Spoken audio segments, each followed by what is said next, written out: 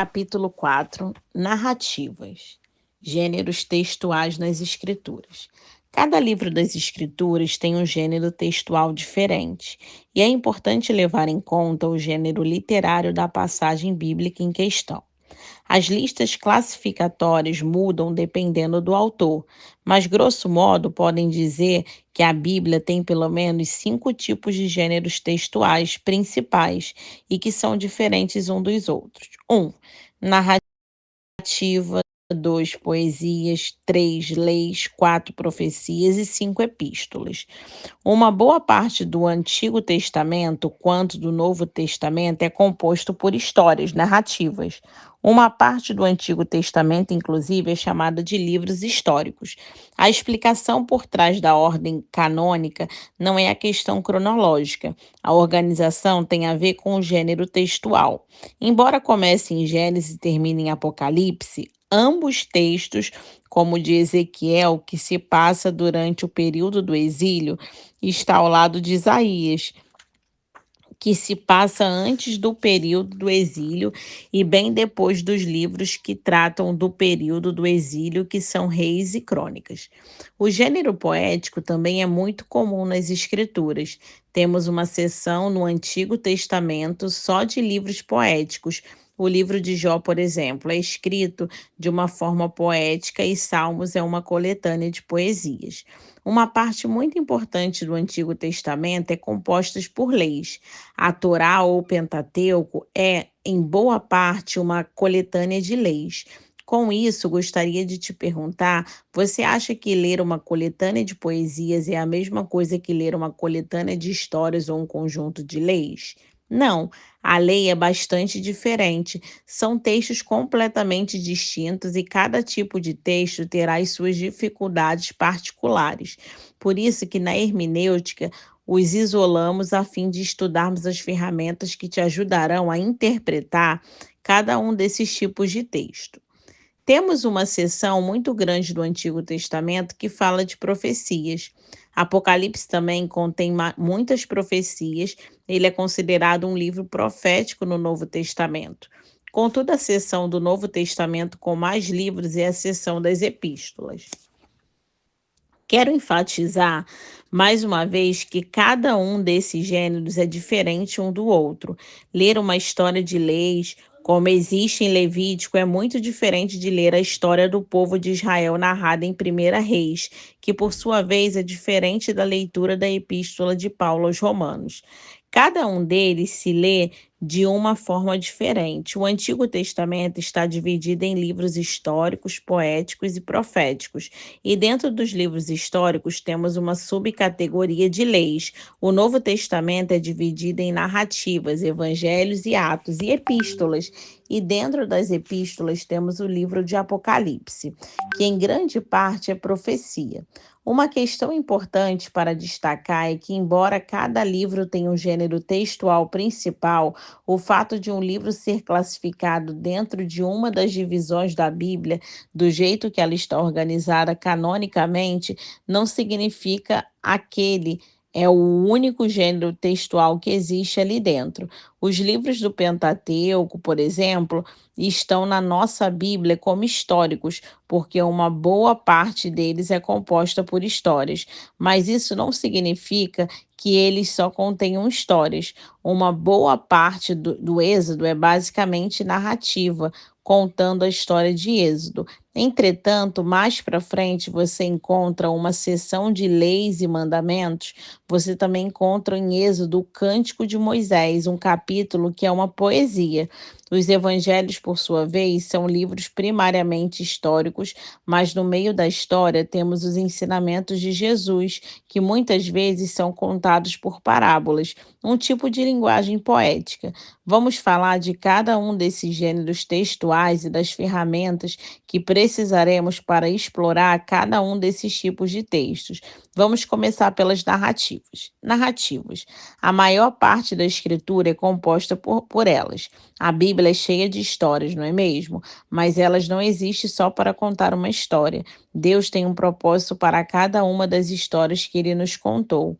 A história, em primeiro lugar, está revelando o processo da salvação, a obra da redenção. Essa é a grande história das Escrituras e metanarrativas. Sempre que você estiver lendo uma das histórias, lembre-se de que elas não estão ali à toa. Cada história na Bíblia tem um propósito. A história de Ruth, por exemplo, não foi contada aleatoriamente. Ruth fazia parte da linhagem do Messias que salvaria a humanidade. Lembre-se da metanarrativa, da história principal. As narrativas têm 4 elementos principais. Quando você estiver estudando as histórias da Bíblia, precisa prestar atenção a esses elementos para entender cada história da narrativa correta. Primeiro, o narrador. Toda história tem que ter um narrador. Na literatura em geral, você tem as classificações das narrativas pelo tipo de narrador e temos isso na Bíblia. Neemias, por exemplo, é um livro contado em primeira pessoa. Neemias está contando a história ao seu ponto de vista. Senhor, que os teus ouvidos estejam atentos à oração deste teu servo e à oração dos teus servos que têm prazer em temer o teu nome. Faze que hoje esse teu servo seja bem-sucedido, concedendo-lhe a benevolência deste homem. Nessa época, eu era o copeiro do rei, Neemias 1:11. Vários textos das Escrituras são narrados em terceira pessoa. Isso acontece muito porque nem todo narrador era um personagem da história ou um personagem principal. Dentro do narrador da terceira pessoa, existem narrativas que são contadas a partir do narrador personagem. Isso aconteceu quando a história é contada em terceira pessoa e o narrador é uma das pessoas que participa da história. É muito comum a literatura em geral, como as das histórias de Holmes, que são contadas pelos seus companheiros Dr. Watson. O Evangelho de Mateus e João são escritos também dessa forma, com narrador-personagem. Os discípulos participaram da boa parte daquelas histórias, mas não eram os protagonistas. Todos os 4 evangelhos foram escritos para contar a história de Cristo. Quando a história é contada em cima, chamamos o narrador de onisciente. Ele conta a história e o que se passa na cabeça dos personagens. Encontramos esse tipo de narrador, por exemplo, na obra Os Miseráveis, de Victor Hugo. O narrador historiador relata os acontecimentos em terceira pessoa, do ponto de vista de quem coletou informações para juntar a história. Ele só narra o que aconteceu, não o que as pessoas estavam pensando, o que estava por trás de cada personagem. Para você saber o que se passa na mente e no coração, teria que ser um narrador onisciente. E nas histórias bíblicas, esse é o principal tipo de narrador. Pense em Lucas. Ele foi um biógrafo fantástico da vida de Jesus. Contudo, uma coisa que não podemos esquecer quando falamos das Escrituras é que, embora estejamos trabalhando com diversos autores diferentes, no final das contas, o autor é o próprio Deus. É ele quem estava inspirando os autores. E como o Espírito Santo é onisciente, ele por várias vezes revela aos autores aquilo que se passa no coração e na mente de cada um dos personagens bíblicos. Muitas histórias nas escrituras são contadas em cima, e saber isso é importante, pois os personagens que estavam dentro da história não tinham a mesma visão que temos. Estamos vendo muitas histórias bíblicas no ponto de vista de Deus. Sabemos isso, o que aconteceu, mas nem sempre os personagens sabiam. Vamos ler Juízes 16, 18 ao 20. Quando Dalila viu que Sansão já tinha contado todo o segredo, enviou essa mensagem aos líderes dos filisteus: subam mais essa vez, pois ele me contou todo o segredo. Os líderes dos filisteus voltaram e ela, levando a prata, fazendo-o dormir no seu colo, ela chamou um homem para cortar as 7 tranças do cabelo dele e assim começou a subjugá-lo, e a sua força o deixou. Então ela chamou Sansão, os filisteus os estão atacando. Ele acordou do sono e pensou: sairei como antes e me livrarei, mas não sabia que o Senhor o tinha deixado. No versículo 20, vemos a questão do narrador onisciente. Olhamos para essa história e pensamos: como assim Sansão saiu para enfrentar os filisteus mesmo sem a unção? Mas aí é que está, ele não sabia. Nós sabemos, Sansão não percebia que não estava mais com a mesma força. Do ponto de vista dele, aquilo era mais uma batalha, assim como todas as outras. Como ele foi dedicado a Deus desde criança, basicamente nunca tinha perdido uma briga durante a sua vida. Tinha derrotado todos aqueles que se levantaram. Então começou a achar que não precisava mais obedecer ao que Deus tinha mandado. E daí que quebrei o voto, desobedeci ao Senhor. Não faz diferença. E isso é o que aconteceu no dia a dia. As pessoas não percebem quando estão se desviando. É muito difícil alguém dizer, eu estou me desviando. Ela só percebe que está se desviando quando começa a sofrer as consequências do pecado, como aconteceu com Sansão. Durante a leitura dessa passagem, percebemos que daria errado, mas ele não. A soberba nos deixa cego para algumas coisas. É importante observarmos isso. Estamos olhando a maior parte das histórias a partir do ponto de vista de Deus. Portanto, não temos o mesmo ponto de vista dos personagens. E isso nos leva ao segundo elemento, que são os personagens. Quando você estiver lendo uma história bíblica, identifique os personagens principais daquela história e tenha em mente que cada um enxergará a história de maneira diferente. Muitas vezes não entendemos as atitudes de um personagem simplesmente porque nos colocamos no lugar dele. Lembre-se que enxergamos a história de cima. Fazer o exercício de tentar ver a história do ponto de vista de cada personagem é um dos melhores exercícios que podemos fazer na interpretação das histórias.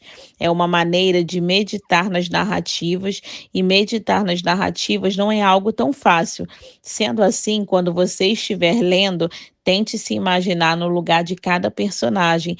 Tente imaginar o que o motivava, como ele enxergava aquela situação e o motivo de ter feito o que ele fez. Isso te ajudará a ter uma compreensão mais profunda de cada uma das narrativas bíblicas.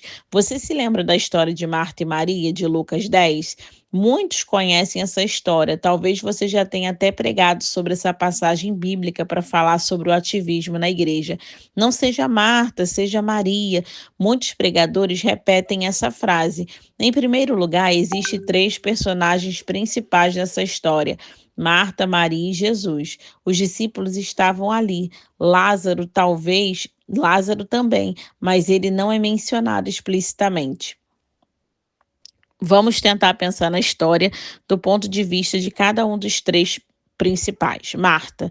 A casa era de Marta, Lucas 10:38. Como dona da casa, ela era responsável pela hospitalidade, por receber bem aqueles que iam até a sua casa. Naquele dia, ela recebeu uma visita muito importante. Tente se colocar no lugar de Marta. Para as mulheres será mais fácil, porque, em geral, na nossa cultura, as mulheres são consideradas as donas da casa.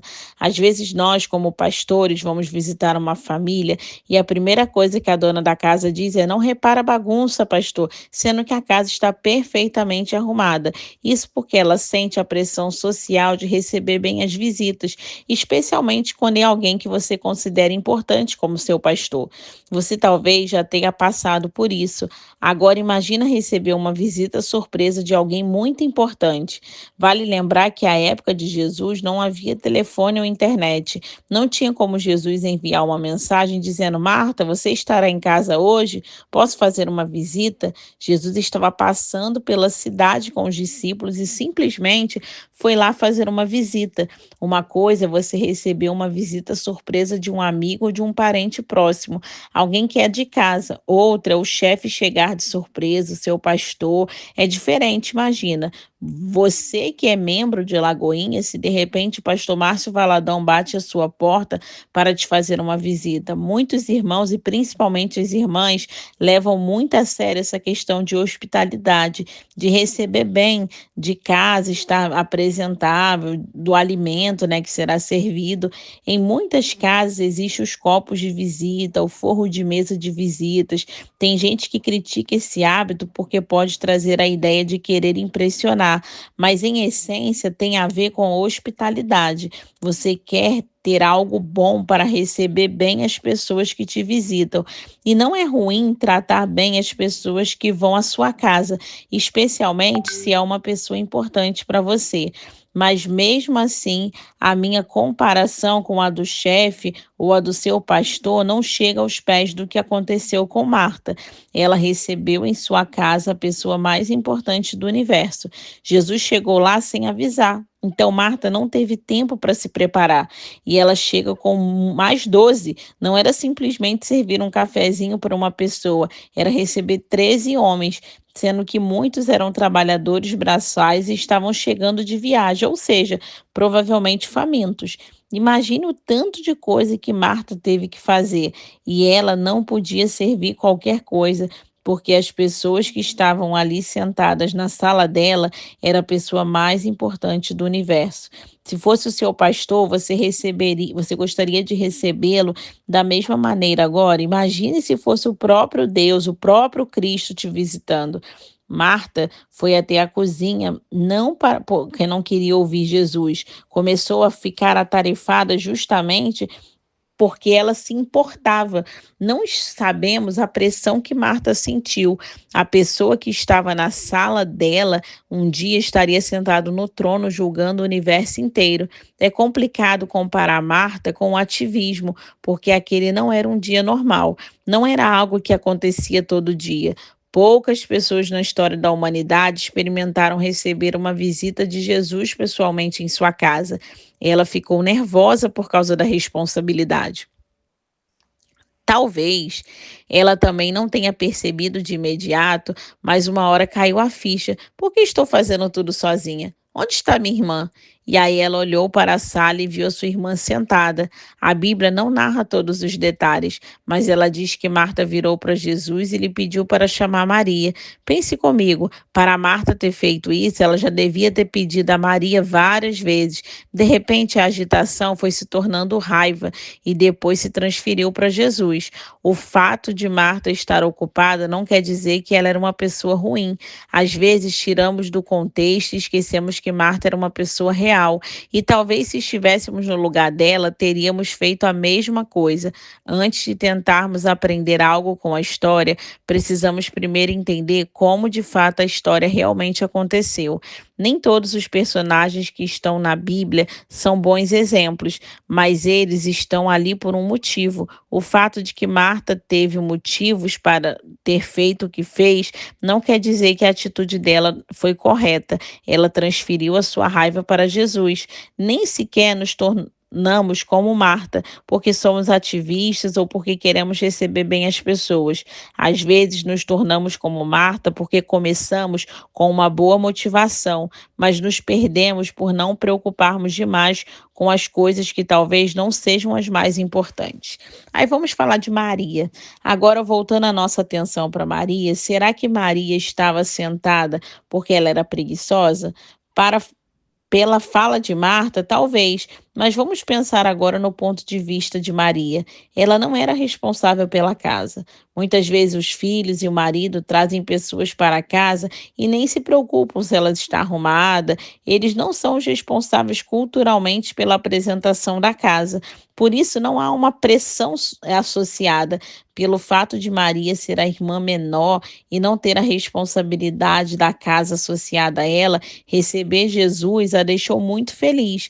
Maria, pelo simples fato dela ser mulher, não poderia ser uma discípula de Jesus, não do mesmo jeito que os 12. Ela não poderia andar à noite e dia com Jesus, não seria escandaloso porque seria escandaloso para a época.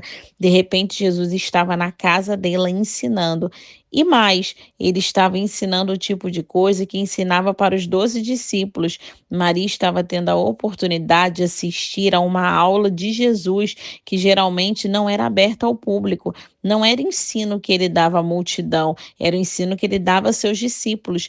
É possível que Maria estava pensando em ajudar a sua irmã, mas ela se sentou e começou a ouvir. Se nos sentimos mal em levantarmos no meio da pregação ou aula, por respeito ao pregador e ao professor, imagine se a pregação fosse do próprio Cristo. Como você se levanta no meio da aula de Jesus? E imagine o quão interessante seria ver Jesus ensinando frente a frente.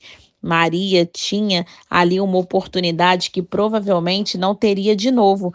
É bem possível que Marta tenha tentado chamar a atenção de Maria, e é bem provável que Maria tenha percebido que Marta estava chamando a atenção dela. Mas se nos colocarmos no lugar de Maria, e entendermos que aquela era uma aula que nunca se repetiria, podemos imaginar que ela tenha pensado: minha irmã ficará com muita raiva, mas depois a gente se ajeita. Isso aqui é prioridade, é uma oportunidade única. Preciso ficar aqui. Do ponto de vista de Maria, ela não estava sendo motivada pela preguiça, inclusive saindo do ramo da especulação e voltando para o que o texto está dizendo, vemos que Jesus repreende Marta e defende Maria. E por quê? Jesus. Agora vamos falar de Jesus, né? Vamos tentar enxergar a história, o ponto de vista de Jesus, porque ele foi à casa de Marta e Maria. Jesus estava aqui na terra para ser servido, colocando de outra forma, será que Marta poderia lhe servir algo que era melhor do que ele tinha nos céus?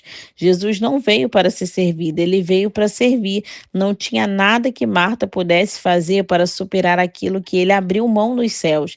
Naquele momento, Jesus estava ali como mestre, ele estava ensinando, e quando o mestre está ensinando, o que ele espera de nós não é o pão de queijo, o cafezinho e o nosso serviço. O que ele espera de nós é os nossos ouvidos, o que ele espera é que a gente aprenda. É isso que Jesus estava dizendo para Marta quando ele a corrige: Marta, Marta, você está atarefada com muitas coisas, quando apenas uma é necessária. Observe que Jesus não diz o que Marta estava fazendo era errado. Jesus não diz que a hospitalidade não é importante. Ele diz: nesse momento, só tem uma coisa que é necessário, que é ouvir. Em outras palavras, ele diz para Marta: se você sair da cozinha e ficar aqui, isso me deixará mais feliz.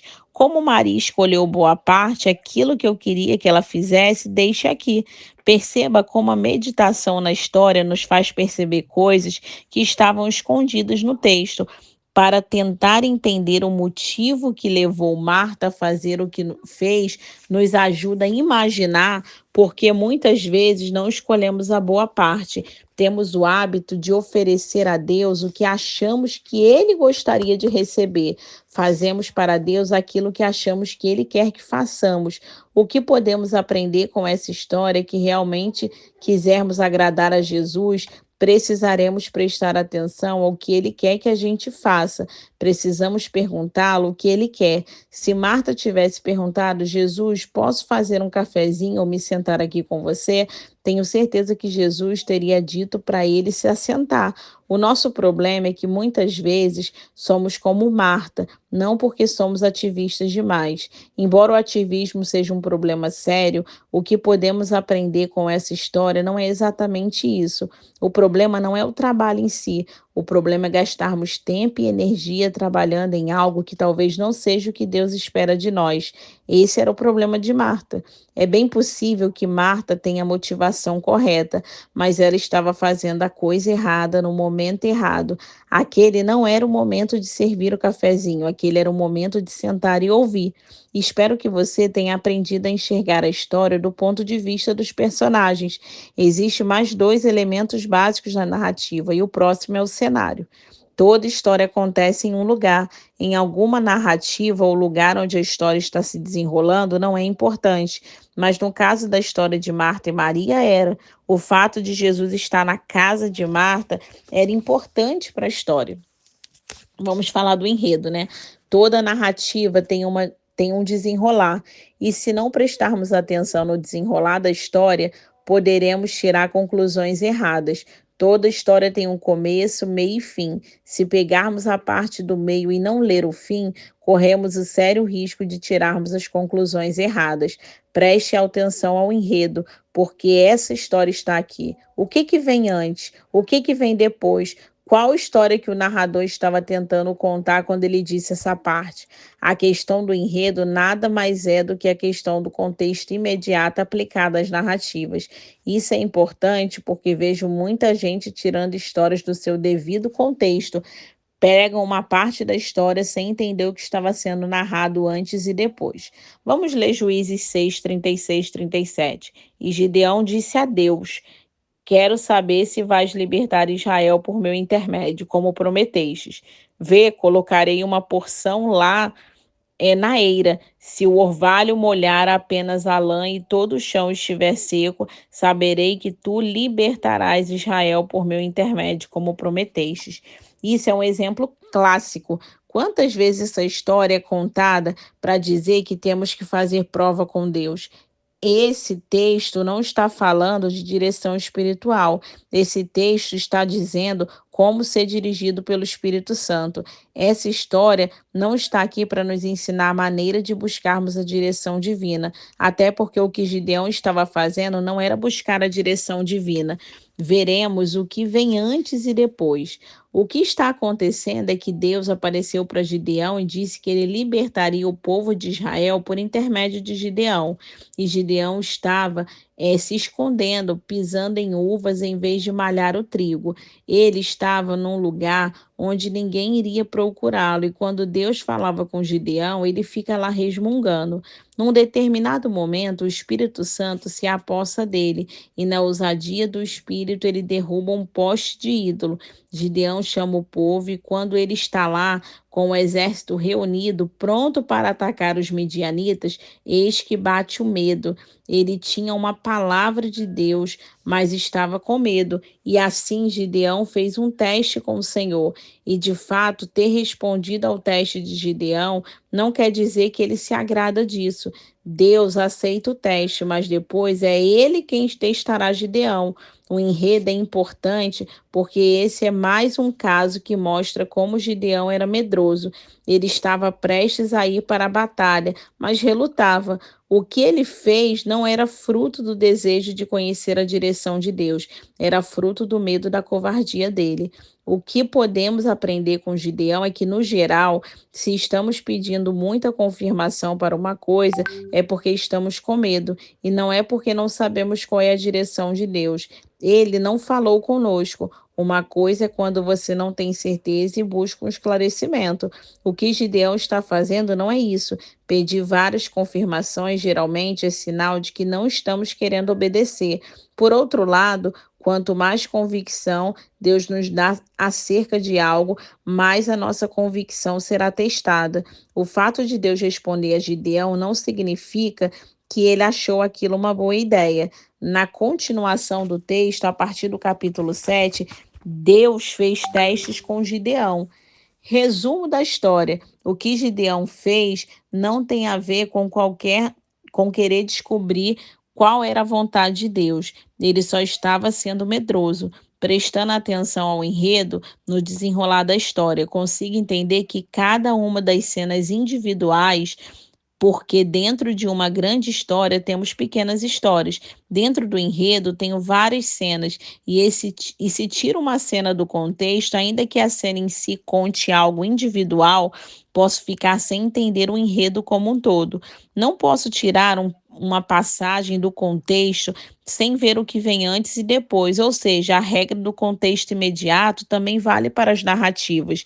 Se você prestar atenção, existe um enredo e uma cena específica faz sentido dentro do enredo da história que está sendo contada.